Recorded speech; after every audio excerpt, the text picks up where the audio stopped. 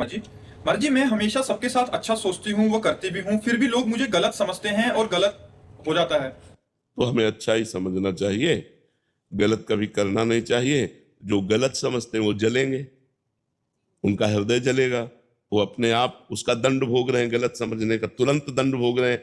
वो जलेंगे, उनके हृदय में ताप होगा और आपके हृदय में शीतलता होगी।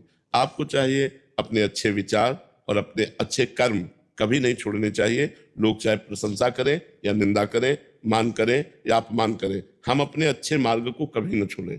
आपके प्रति जो बुरा भाव रखेगा वो खुद जलेगा, वो खुद परेशान हो जाएगा। आपको उस स्थिति में भी उसके लिए अच्छा भाव ही रखना है, क्योंकि हमें अच्छे मार्ग में जाना है।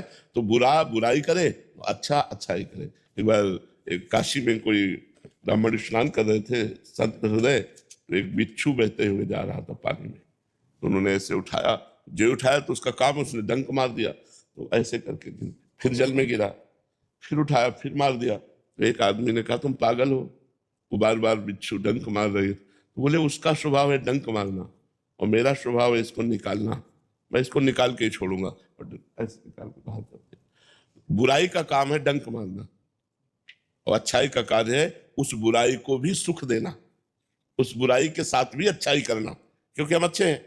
जो सुगंध है वो दुर्गंध में भी सुगंध फैलाएगी और जो दुर्गंध है वो सुगंध में भी दुर्गंध फैलाने की चेष्टा करेगी।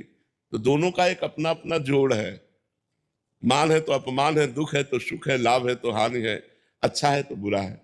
तो ऐसा नहीं कि लोग बुरे ना हो, बुरे लोग हैं, उनकी बुराइयां उनको जकड़े हुई है। तो हमारी अच्छाई क्यों फेल हो जाए, उनकी बुराई के सामने हमारी अच्छाई दब जाए, हमारी अच्छाई हार मान ले, ऐसा नहीं होगा। हमारी अच्छाई उस बुराई के ऊपर भारी पड़े।